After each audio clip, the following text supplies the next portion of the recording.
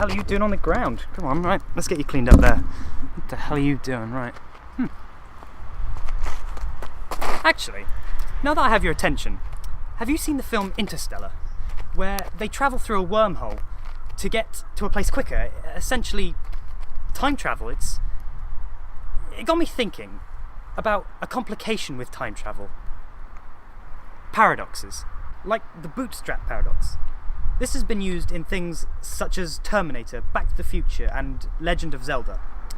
It is where information or objects are never really created. Their existence starts by coming from the future and ends when they go into the past to become themselves. For example, in Ocarina of Time, Guru Guru teaches Link the Song of Storms, but in the future, Guru Guru learns the song from Link when he travels back in time and he hears it. Or, wait, Hello? where did this camera come from? Hello? No! Could you keep it down, please? I'm trying to film. Thanks. Anyway, let's go back in time and do the Predestination paradox. So with the Predestination paradox, it's when you travel back in time to try and prevent or change the outcome of an event.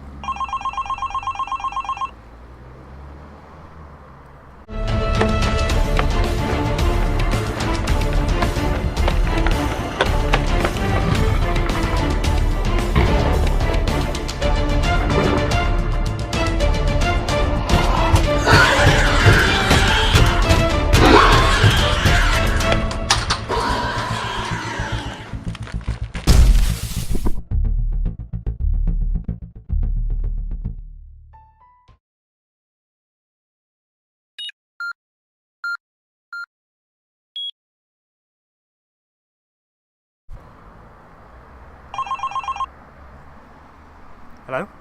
Yes, hello? Who is this? It's you from the future. I'll explain later. Anyway, at this point in time, you're travelling back in time, yes? Yes, that's correct. Well, then you're going to experience time dilation. What you and I think of as the speed of time being constant, even when we're in a hurry or when we lose track of time. We normally imagine a clock running at a constant rate relative to the universe. Turns out that isn't true. It isn't the speed of time which is constant, but the speed of which energy can move is constant. You need to be very careful about this, because when you look at your watch, it may seem like time is passing at a normal rate. However, the universe is moving along at its own speed, so when you try and reconnect with it, you might accidentally end up changing the course of history in such a drastic way that you might not have ever existed.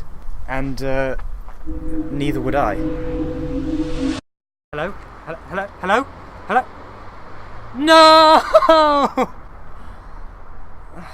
Right. Could you keep it down, please? I'm trying to film. Thanks.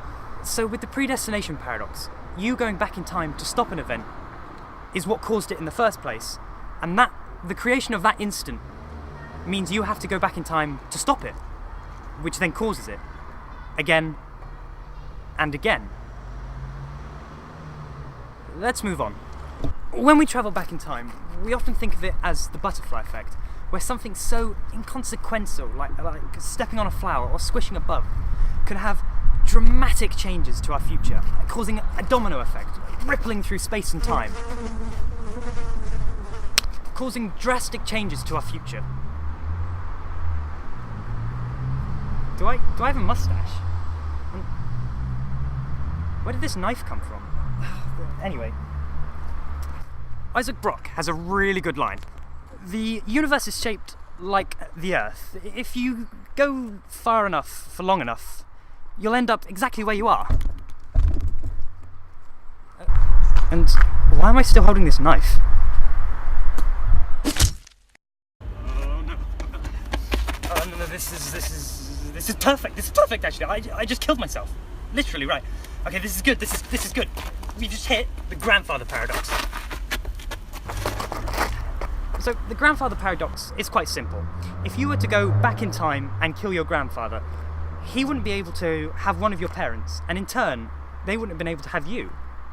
But in that case, you wouldn't have been able to go back in time and kill him, making it a paradox. In this case, I killed myself.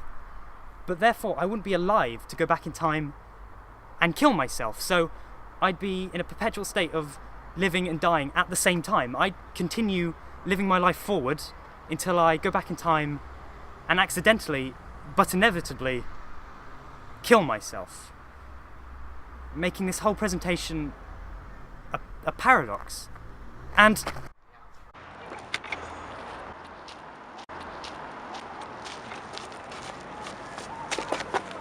what the hell are you doing on the ground? Come on, right, let's get you cleaned up there. What the hell are you doing? Right.